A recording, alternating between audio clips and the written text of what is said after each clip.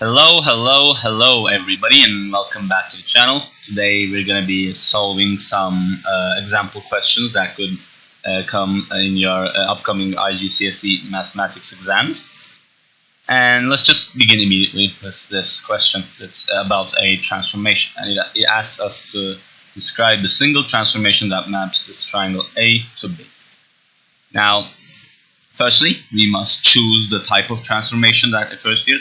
And you must remember the type of translations there, the type of transformations there are translations, rotations, reflections, and enlargements. And you might notice in this case that these two shapes are similar, meaning that this transformation is essentially a enlargement. And for an enlargement, we need to describe three things. First of all, that it is an enlargement. The second being the scale factor of the enlargement, and the third being the center of enlargement. And those are going to be the 3 marks in this question. So first of all, let us determine the scale factor. Now notice how this side length is 2, and this side length is, it's 6. Now what does that mean? This transformation maps the side length 6 to side length 2, meaning it actually multiplies by 1/3, and that right there is our scale factor. Or alternatively, you can just divide the output length by the input length, so 2 by 6, which is equal to 1/3. So that right there is our scale factor. Secondly, let's find the center of enlargement. And to find the center of enlargement, let us give us the points names. So let's say this point is going to be x, and this point is going to be x naught, or x dash, let's say. And we're going to draw the line between corresponding points. So this right here is going to be the line between x and x dash.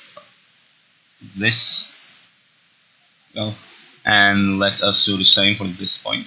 So let's call this point y, and this point right here is going to be the corresponding point. So let's call this y dash. And we're going to draw the line between these 2 points, so like this. And finally, we technically don't need to do this, but for accuracy, let's just do it anyway. Let's call this point z, and this point is going to be z dash, the corresponding point. And we're going to draw the line between those 2 points. You should draw the line with a ruler. It would be helpful. Or you can just count the number of squares that you go through. That would also work. And now notice how we intersect. All of these 3 lines intersect at this point right here, which is the point 1, 1. And that is going to be our center of enlargement. So in the answer, you should say that this transformation is an enlargement. And you might realize that it actually does not enlarge the shape, but diminish the shape. But that does not matter, it's still called an enlargement. This a scale factor is a scale factor of 1/3. So let's just write that. And alternatively, instead of writing a scale factor of 1/3, you can just say times 1/3 as well. That should be accepted in the mark scheme as well. And you have to say with a center of rotation or center of enlargement. So this is this center 1, 1. And your marks here are going to come from the enlargement, the scale factor of 1/3, and the center 1, 1. Now, you might get asked other types of questions here. For example, what if you were asked to describe the transformation that maps B to A, the center of enlargement would not change, but instead the scale factor would change from 1/3 to 1/3. Now you can also be asked what would be, for example, if your shape could be on the other side of our point right here. So it could be like this right here. The shape can be something like this. And if this is the case, for example, if let's say this side length is 2, then instead of saying the scale factor is 1/3, you would have to say the scale factor is -1/3. Alright, everybody, thanks for listening to this question. Now let us get on with our next question. Alright, everybody, our next question here is a geometric construction question, and it asks us to use a ruler and a compass to construct a perpendicular bisector of AB. Now, I unfortunately don't have I can't use a compass in this program, so it's going to be incredibly inaccurate, but you should get the general idea. So what you should do is you should pin your compass at first point A or point B, doesn't matter which you do first. Let's say point A. And what you have to do is that you have to open up your compass enough so that it's going to be farther away than the halfway point of A and B. And to do that, you just have to eyeball it, doesn't matter. So example, let's say you choose this point right here. And using your compass, you should draw this arc right here. And you should draw it in both ways. Now you should do the exact same thing for the other point, point B, and you should have to do this without changing the length, how much you open the compass. So for example, it's going to be something like this in this case. And using your compass, you can draw these two arcs, both up and down. And now you have to mark the intersection points between these two arcs. And using a ruler, now you just have to draw the line in between those two. And if you have drawn it correctly, this should be your perpendicular bisector, meaning that it is perpendicular to AB and it bisects it, meaning it divides it into two equal parts. Alright, everybody, now let us get on with this pretty basic circle theorem question. So it says that QR is the diameter. Now notice how P right here is a inscribed angle. So the angle QPR is an inscribed angle that sees a 180 degree angle, or a 180 degree arc, right, like this. And the inscribed angle has to be 1/2 of that. So this angle right here is exactly 90 degrees. And now that we know that, here we have an isosceles right triangle, which means that this side length right here is 5√2, and this side length right here is 5√2 as well. Now it asks us the perimeter of the triangle, which is going to be, you should just have to sum all of these up. It's going to be 10 plus 10√2. And putting that in our calculator, we get 1 plus 10√2. We get 24.14, which is going to be approximately 24.1, so 3 significant figures. And that right there is going to be our answer. So 24.1.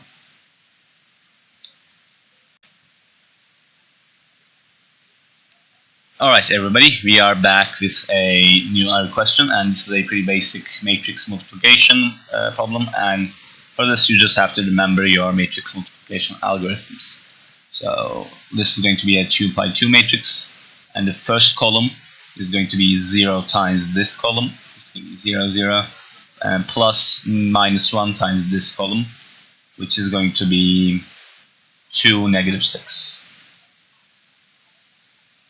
The second column is going to be 3 times this column, so that's 15 minus 9, and plus 2 times this column, so negative 4, and then plus 12. And hence our result will be 2, negative 6, 11, and 3. Go. Now here we have a pretty simple, again, matrix vector multiplication problem. So this is going to be 1 times this column plus negative 2 times this column is equal to this column. So we get 1 times 4, that's 8, so that's 4 and 8d. And minus 2c minus 18 is going to be equal to 20 and 2d. And of course this is technically like this vector or 2 by 1 matrix format, but it's the same thing. And we can quickly solve these equations. So here we see that 2c is equal to negative 16, giving us that c is equal to negative 8. Here we see that 6d is equal to 18, and hence d is equal to 3.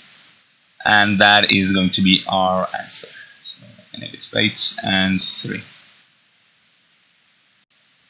Alright everybody, now let us continue with a statistics question.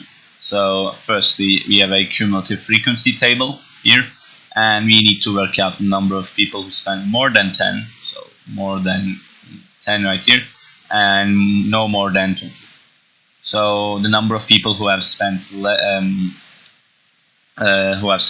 than 20 and more than 10 are going to be the people in this range. So our answer is going to be simply 56 minus 19, which would be 37.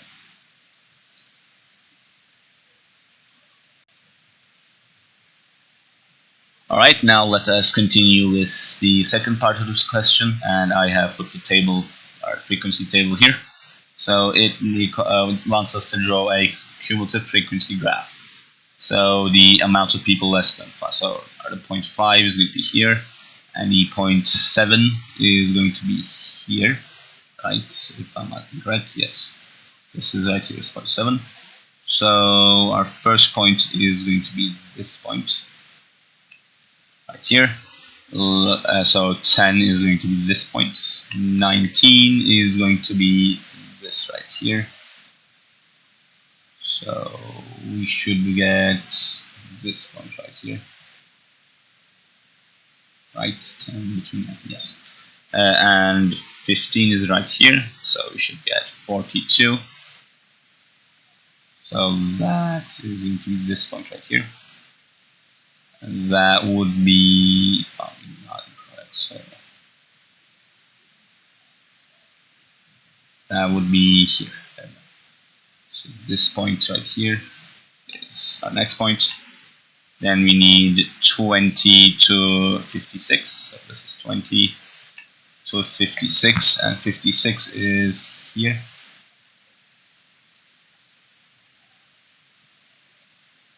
So we want this point right here, I think.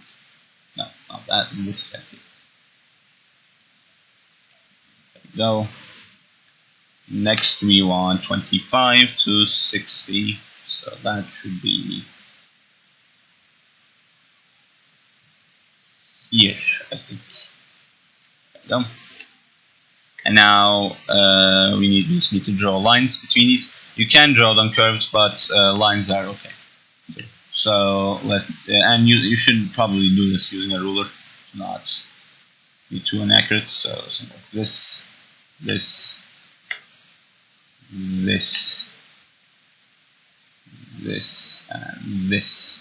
and this right here is going to be our cumulative frequency graph.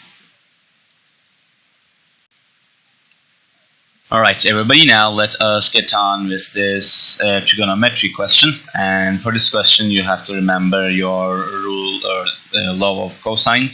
So we know that 11 squared is going to be equal to 14 squared plus 16 squared minus 2 times 14 times 16 times the cosine of w,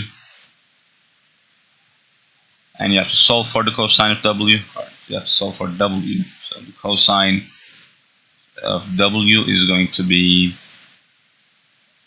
what is it going to be? If you throw it aside and get 14 squared plus 16 squared minus 11 squared, all divided by what? 2 times 14 times 16. So that should be cosine w, right? If you throw this side and divide it, right? And now we have to just calculate the inverse cosine of this big expression right here. And to do that, we just plug it into our calculator. And always be careful in questions like these where you have to plug a big expression into your calculator.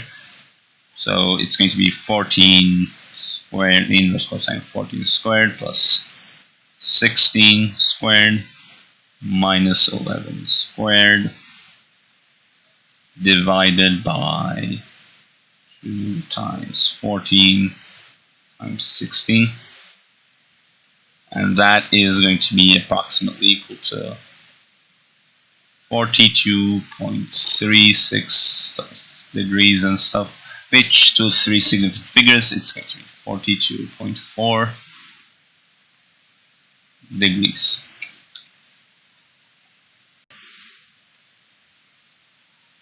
Alright everyone, now let us continue on with this pretty simple rounding question. So it says that the length of a track is 6.2 kilometers, which is 6,200 meters. And it says that it is rounded to the nearest 100 meters. So the real value of our lap, that I'm going to call x, has to be in between two values, right? So any value less than 6,250 is going to be rounded down into 6,200 to the nearest, if rounded to the nearest 100. So the upper bound for the length of our lap, lap of a track, is 6,250. And similarly, the lower bound is going to be 6,150, but it's going to be inclusive. So like this, because any value, and 6,150 and any value above it is going to be rounded up to 6,200 if rounded to the nearest 100 meter. Now let us do a similar thing for the time. Now it says it's a 180 seconds rounded to the nearest second.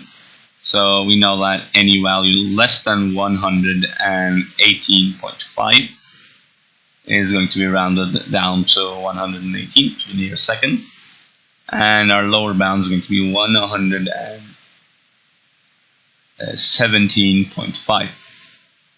Now it wants us to calculate the upper bound for the average speed. So to calculate the upper bound for the average speed, and now remember that speed is distance over time. So we want the largest distance possible and the smallest time possible.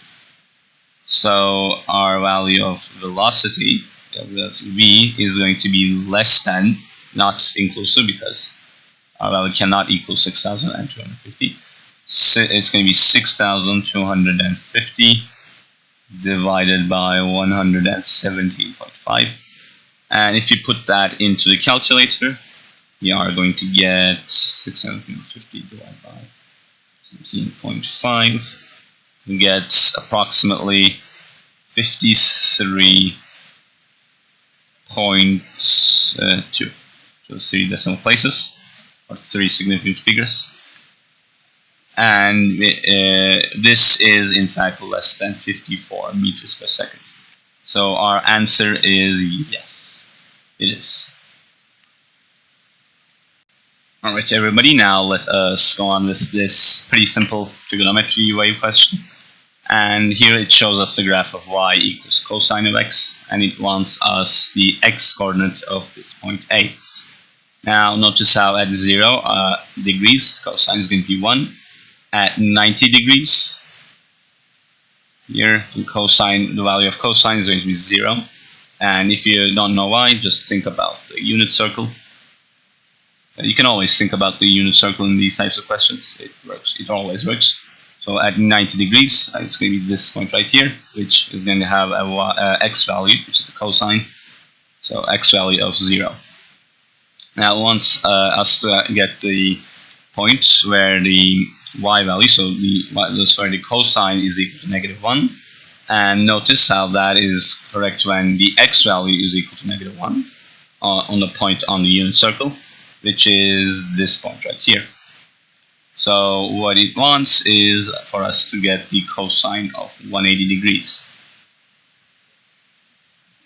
So notice how, basically this point right here is going to be 180 degrees. And for a similar reason, this point right here, so this point right here is going to be 270 degrees. The reason being that this point right here, so 270 degrees is this point, which is going to have an x value of 0. So cosine of 270 is 0. Now it wants us to write down the value of m, so that's going to be 180. And it wants us to write down the coordinates of point B. We already find the x value of point B, so that's going to be 270 degrees.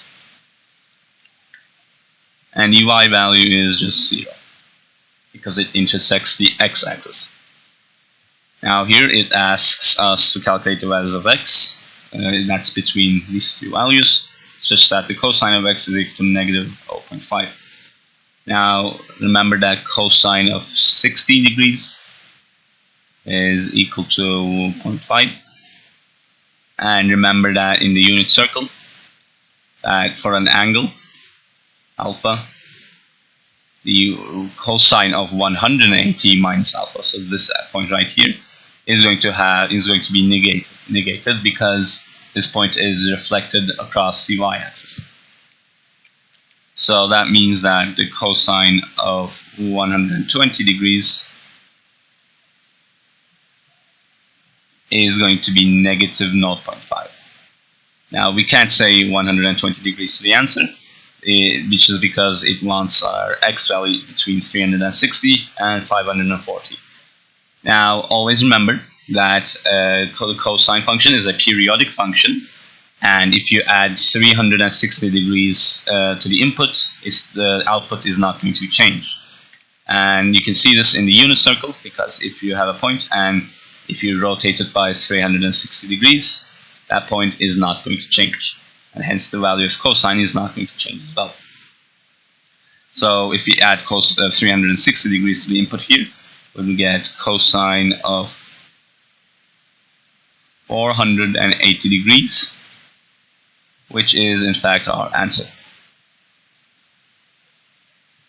Now, as an additional point, I would like to say that this question would be a lot more interesting if it was not cosine, but instead sine.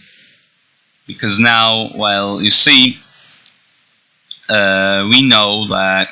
Now, okay, let's not make it more complicated. Let's say calculate the values of sine of x that is equal to 0.5, not 0.5. And to do this, remember that sine of 60 degrees or sine of 30 degrees is equal to 0.5. But also remember that calculating the supplementary angle of the sine of the supplementary angle does not change the value. So sine of 150 degrees would also equal 0.5. And again, we could add as many 360 degrees as we want. So if we add 360 degrees to this, we would get 380 degrees. And to this, we would get 510 degrees.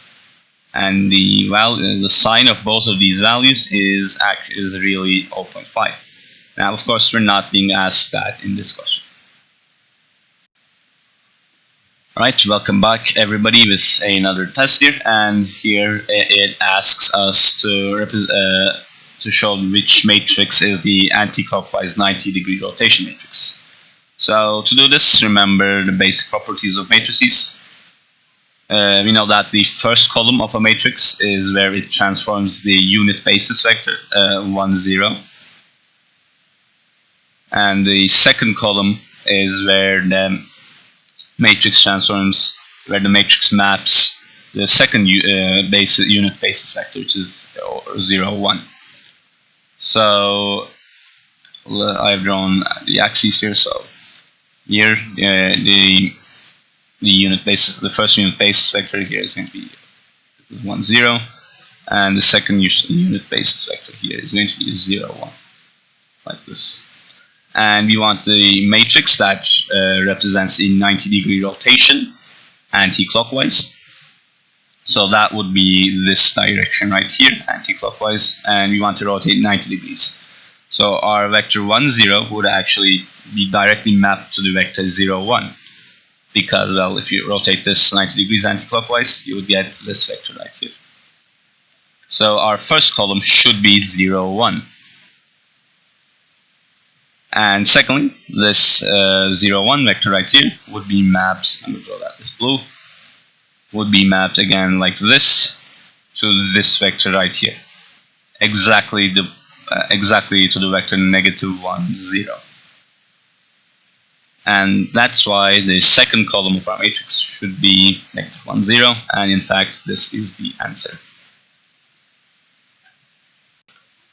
Alright everybody, here we have a simple statistics question, and it has shown us two box plots that shows the data for the time taken for children and adults. And it asks us on average who took less time to complete the puzzle. Now here, on average means we just have to compare the medians of the two values. And remember your box plots, this value right here is the minimum. This value here is the lower quartile. This value here is the median. This value right here should be the upper quartile. And this value is the maximum. So we want the median. So let's just fill that in another color. So for adults, the median is this value right here. So that would be 26.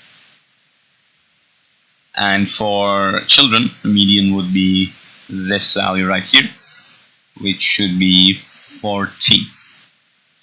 So since 14, so the reason here would be that 14, the median of the time taken for children is less than 26, which is the median of the time taken for adults. And of course you have to explain your answer, but this is why children on average took less time to complete puzzle. Now, while at it, let us calculate the interquartile ranges for both of these data sets. And why is that? Why is that you're going to be needing it in the next question? So here, I'm going to get a darker green. So here, the lower quartile for adults is this value right here, which is 17. The upper quartile for adults is this value right here, which is 36. So the interquartile range for the adults is 36 minus 17, which would be, what would it be? It would be 19. And let's do the same for children. So for the children, the lower quartile is this value right here, which would be 7, if I'm not incorrect. And the upper quartile is this value right here, which would be 29. So here the interquartile range is going to be 29 minus 7, which is equal to 22.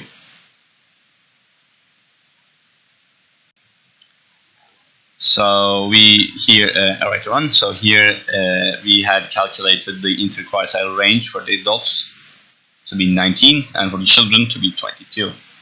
Now here it asks us which data set is more consistent, and for consistency you have to compare the interquartile ranges. And you cannot compare the ranges, normal ranges, you have to compare the interquartile range. And according to this data set, adults were more consistent since their interquartile range is less than 22. And here you have to show that, you have to support your answer here.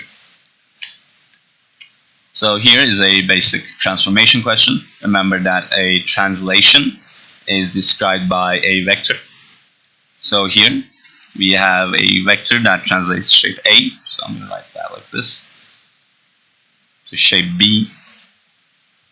And we have a vector that transforms shape B to shape C. And the first vector is 2 to 8. And the second vector is 4 to negative 1. This means that the vector that transforms from A to C is going to be the sum of these two vectors, which would be 6 to 7. Now 6 to 7 is a answer here, but be careful. Remember to read the question. Here it wants us to show the vector that transforms C to A.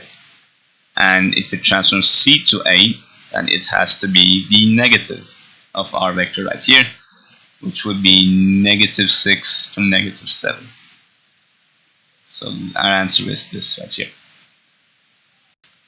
Alright everyone, now let us continue on with this bearing question. And bearings are a weird topic, so you should all understand the topic well. And here it asks us to calculate the bearing from bearing of Q from R. Now the point Q right here is this, and from R, so we need to get the north from R and go clockwise. So what it wants is essentially it wants us to calculate this angle right here. And to do this, we just do some basic geometry. You know that this angle is 50 degrees, which means that this angle right here has to be 130 degrees. Now that means the sum of these two angles right here is 255 degrees. And subtracting that from 360 degrees, you get that this angle right here is 105 degrees. And subtracting that from 180, we get that this angle right here is 75 degrees.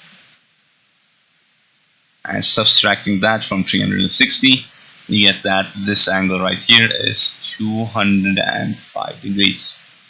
So our answer should be 205 degrees. Or 285 degrees, I'm sorry. Alright everyone, now here we have a pretty decent question on the sequence of triangular numbers. And remember, triangular numbers are given in fact by this sequence right here. So here it just asks us to calculate the 32nd triangle number, which just plug in the formula. So that would be 1/2 times 32 times 33, which is, if I'm not correct, yes, which is 16 times 33. And we can plug that into our calculator to get 528. Now here it asks us to calculate the number of triangular numbers that have a value less than 10,000. And this is a really good question, because what we essentially have to calculate is the equation 1/2 times n squared plus n is less than 10,000. So multiplying both sides with 2, we get that n squared plus n is less than 20,000. And we get that n squared plus n is n squared plus n minus 20,000 is less than 0. And here what we essentially have to do is we have to find the roots of this quadratic inequality right here, or equation, whatever.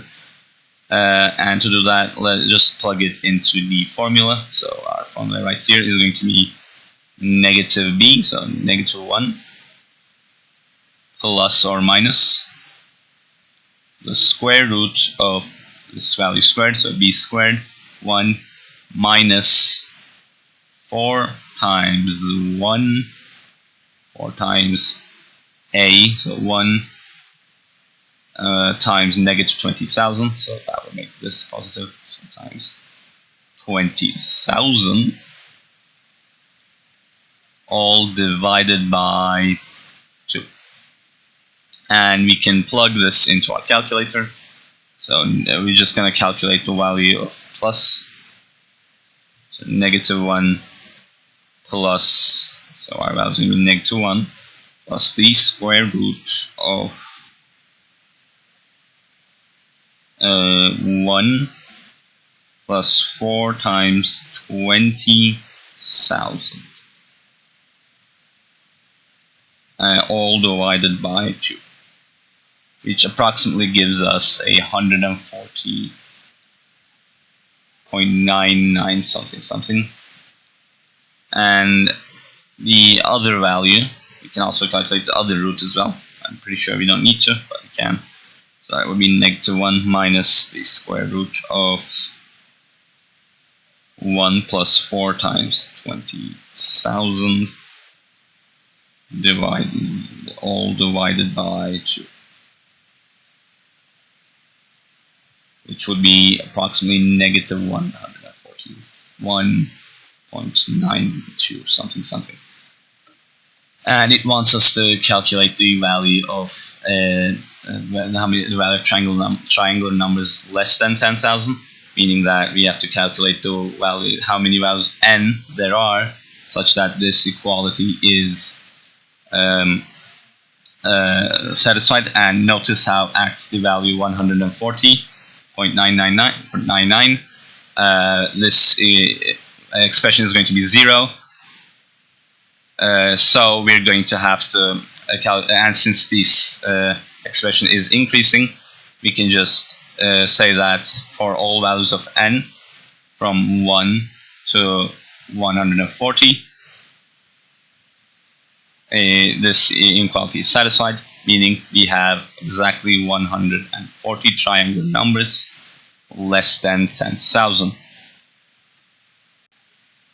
Alright everybody, now we are back with a pretty simple statistics question, and it basically just wants us to draw an histogram. Now remember, a histogram plots the data against its frequency density. And to calculate the frequency density, we first have to calculate the class intervals. So the class intervals will just be the difference between the two bounds of an interval. So here the difference is 5, here the difference is 10, here it's 15, and here it is 20. The frequency density is simply just going to be the frequency divided by the class interval. Yes. So here it's going to be 12 over 5, or in other words, 2.4. Here it's going to be 17 over 10, or in other words, 1.7. Here it's going to be 15 over 15, so 1. And here it's going to be 26 over 20, so 1.3. Now, in the x-axis here, we need to represent the class width, class intervals. So the first class interval is from 20 to 30. The second interval is from 20. It's not. It's from 25 to 30. Right? Yes. And 25 is going to be here. So our first interval is going to be in this range right here. And our second interval is going to be between 30 and 40. So it's going to be between here and here.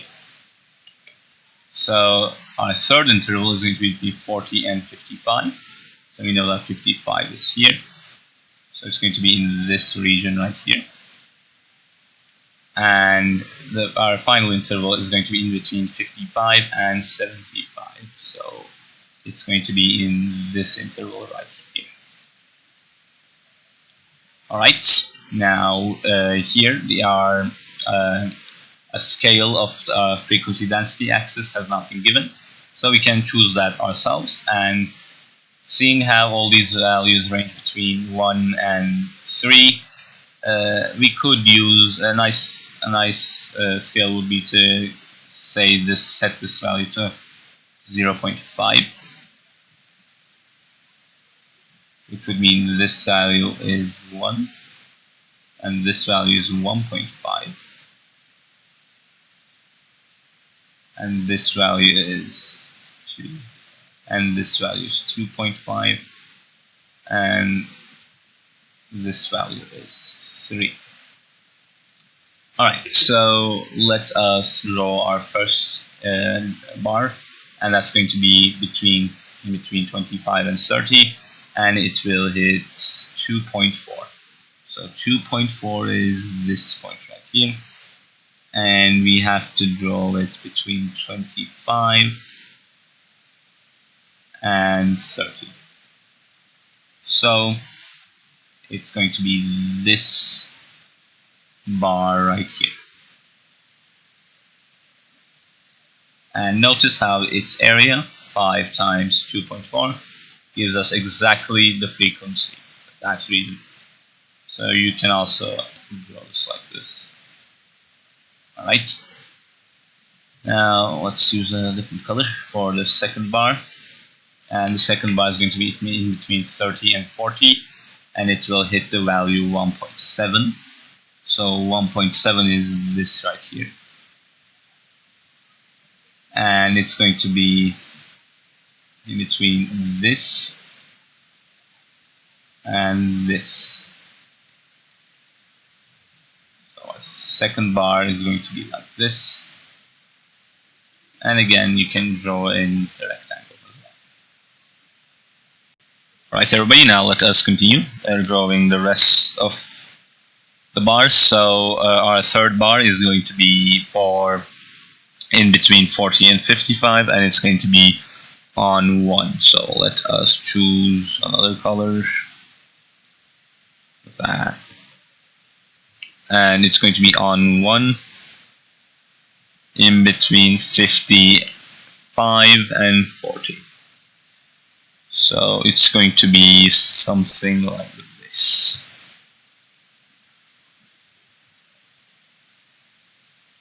There we go.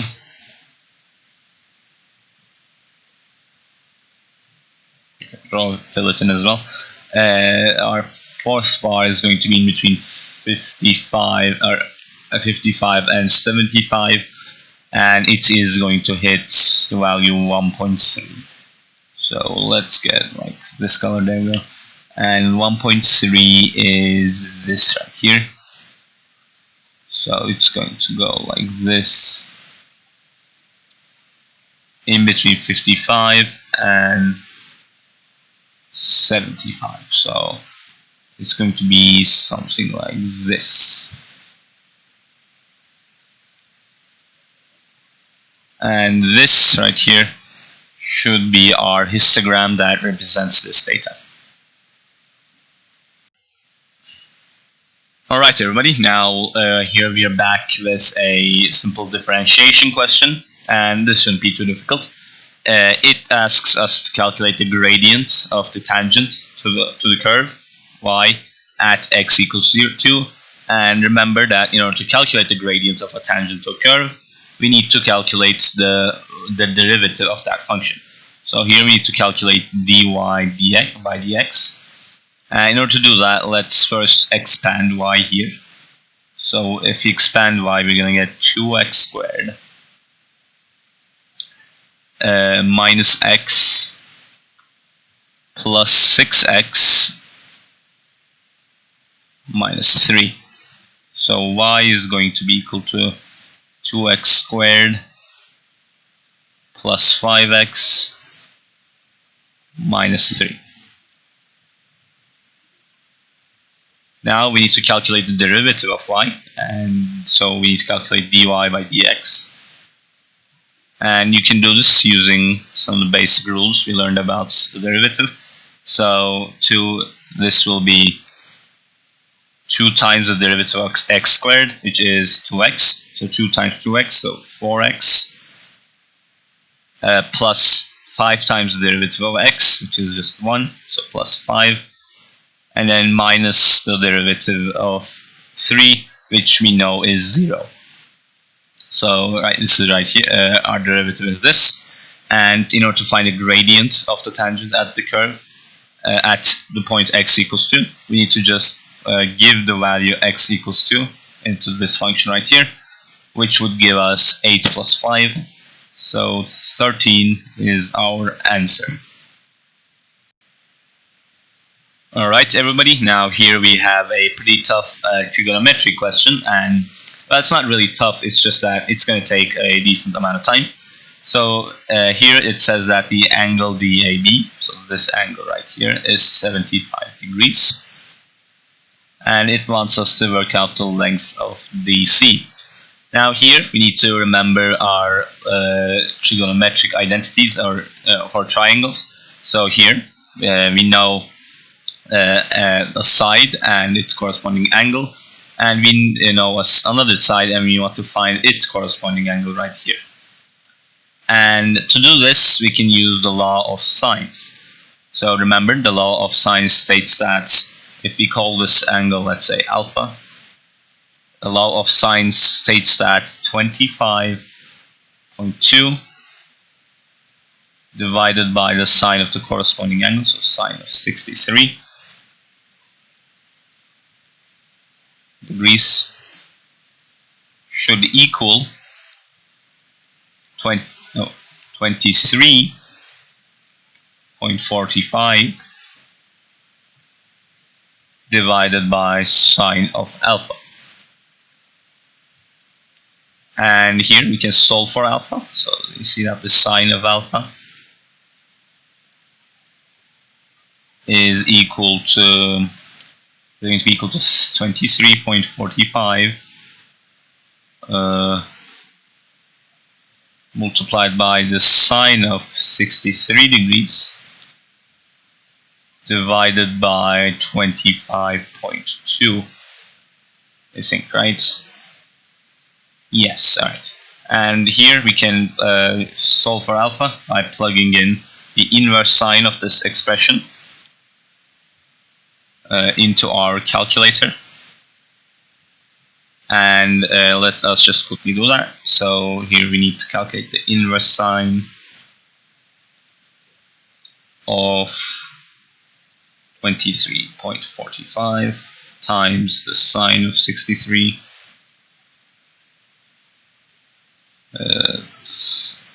sine of 63, there we go, times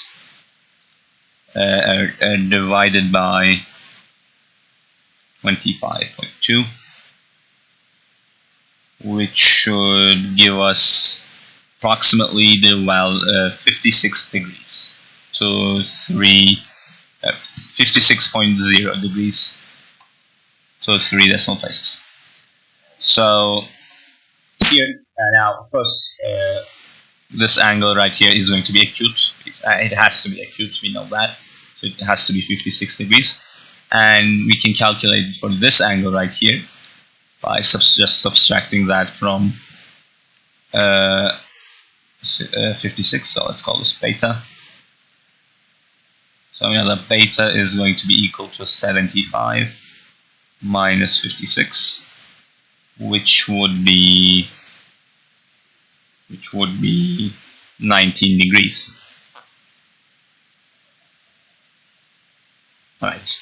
So now that we know that what this angle is, we have to again use the sine rule to figure out this length of DC, because we know an angle and its corresponding sine, and we know another angle and we want to find out its corresponding sine. So again, we know that 25.2. Okay, first of all, let's call this x.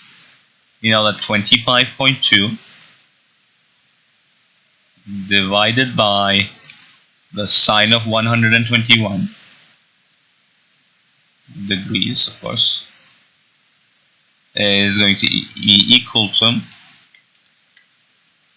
our length x divided by the sine of 19 degrees. And solving for x, we see that x is just 25.2 times the sine of 19 degrees divided by the sine of 121 degrees. Right? Yes. All right. Now we can plug that into our calculator to get 25.2 multiplied by sine of 19 divided by the sine of 121. And that gives us approximately 9.57. So 3 decimal places. So our answer is going to be 9.57 centimeters. Right, everybody, here we have a question that wants us to approximate the area under a curve. And it's a nice question because later on in calculus, you're going to be doing exactly this.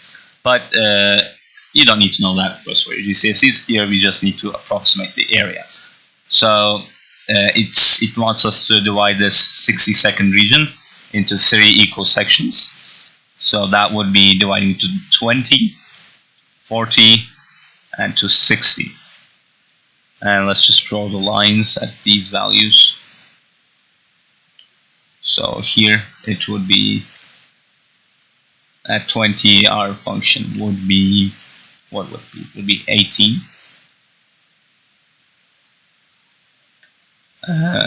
And I'm gonna just decrease my width here. There we go. And at 40, it would be here, which would be here at 28. There we go. And at 60, it will be here,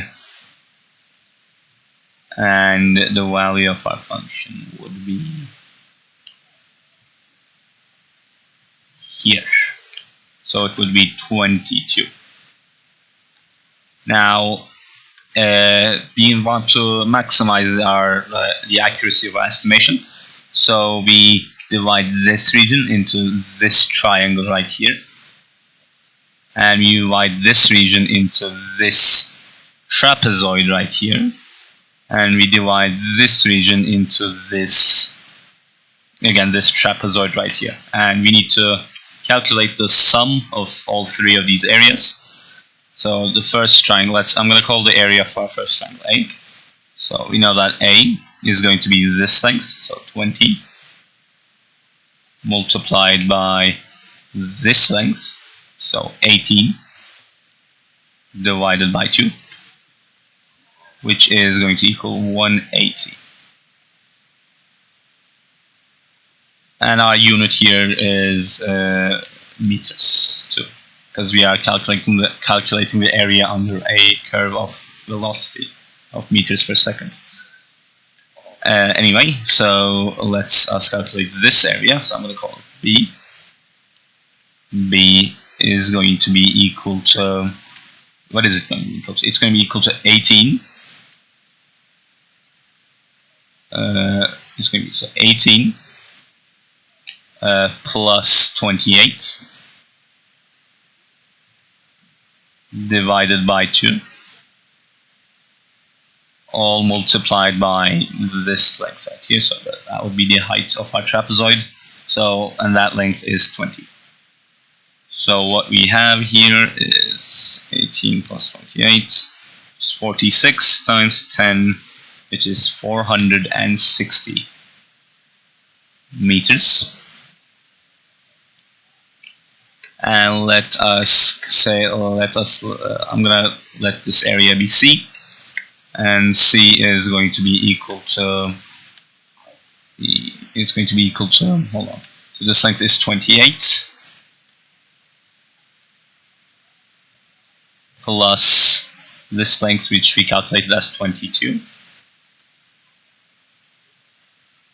all divided by 2, all multiplied by, again, 20, which would be equal to 50 times 10, so 500 meters. So our total area is going to be 180 plus 460 plus 500, which is going to be equal to 1,140 meters. So if you add all of these up. Alright.